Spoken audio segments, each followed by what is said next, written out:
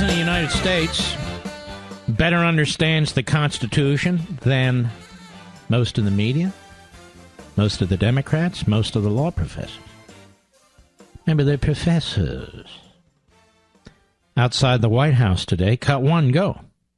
Matt Whitaker has not gone through the Senate process. Now he says, Matt Whitaker has not gone through the Senate process.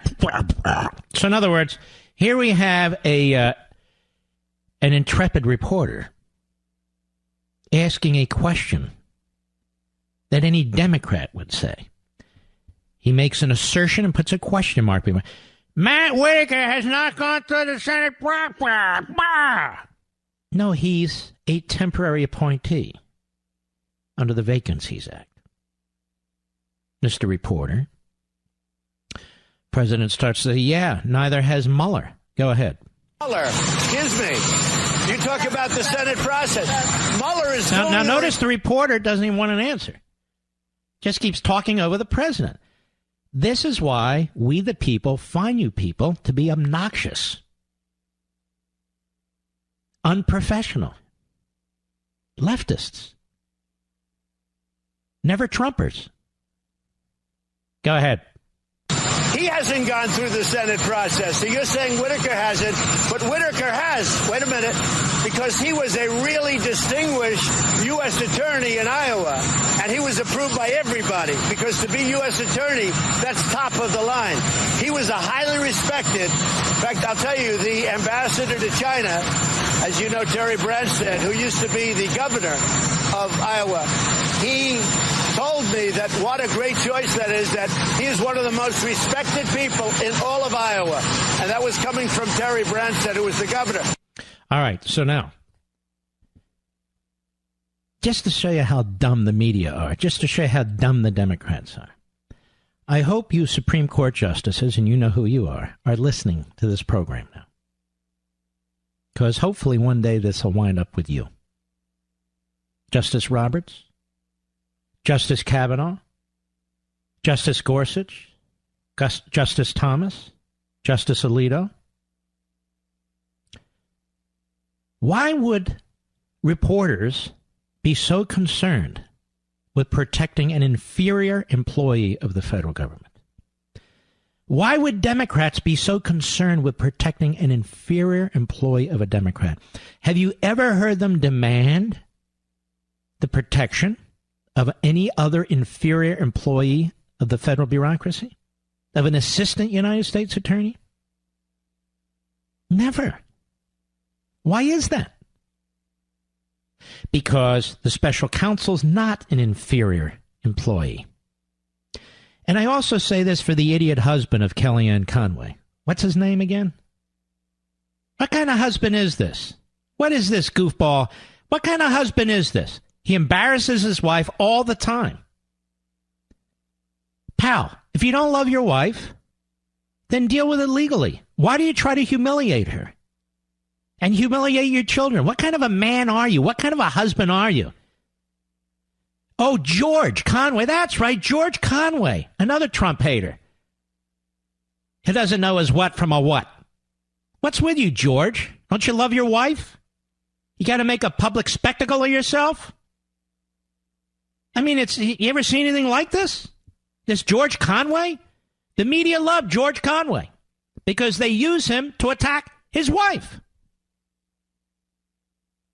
George, what a guy, what a husband. Absolute slob. Anyway, where was I? So if Mueller, justices, Mueller, let me make my case to the justices. Your Honors, if Mr. Mueller was merely an inferior employee, under the decision in Morrison versus Olson, why all the demands to protect him? Why the insistence that if the president fires him, there's a constitutional crisis? Is there any other inferior employee on the face of the federal bureaucracy? If the president fires that inferior employee, it creates a constitutional crisis? Is there any other inferior employee in the federal bureaucracy that Congress keeps threatening to protect against the President of the United States? Is there any other inferior employee in the federal bureaucracy where Congress says they will impeach the President, the House, should he dare to fire him? The media and the Democrats, one and the same, are making the case that Mr. Mueller's not some inferior employee. He's not even some United States attorney. He's a big, strong man with a big, strong office that can investigate the President of the United States. And nobody, and we mean nobody, is allowed to interfere with him. He cannot be fired, according to members of Congress and according to the media, unlike every other inferior employee and even principal employee of the federal government. If Mr. Mueller is not a principal employee of the federal government, a principal official of the federal government, then I've never seen one. And the president understands this. Lawrence Tribe doesn't understand it. Most of the Harvard faculty doesn't understand it. Clearly, the low IQ types at MSLSD and the Constipated News Network, they don't care. They don't understand. But I do. Under the Appointments Clause, given the decision in 1988. Right, senior judicial analyst, my good friend, Napolitano?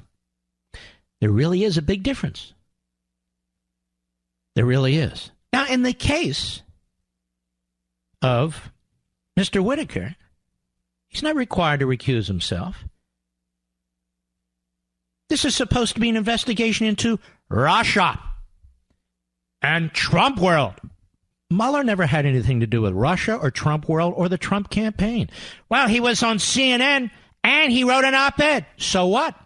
Eric Holder's been a left-wing Democrat hack his entire life. That didn't stop him from being a judge, from being deputy attorney general, or the attorney general of the United States. That's not the test.